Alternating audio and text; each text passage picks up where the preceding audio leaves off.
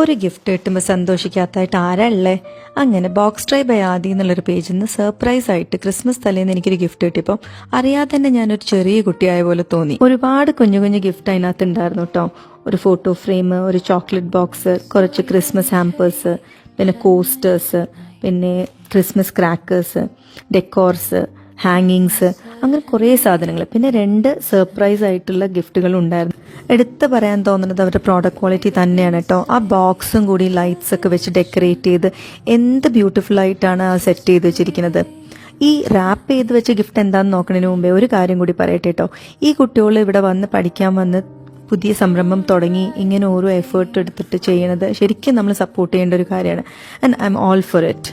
അപ്പോൾ റാപ്പ് ചെയ്ത ഗിഫ്റ്റിൽ ഫസ്റ്റ് ഒരു ഫോക്ക് ആൻഡ് നൈഫിന്റെ സെറ്റായിരുന്നു. നല്ല ക്യൂട്ടായിരുന്നു, വെരി ക്രിസ്മസ് തീമായിരുന്നു. പിന്നെ നെക്സ്റ്റ് വൺ ഒരു സെന്റഡ് ക്രിസ്മസ് സ്നോഫ്ലേക്ക് ക്യാൻഡിൽ ആയിരുന്നു. അപ്പം താങ്ക് യു ആദി.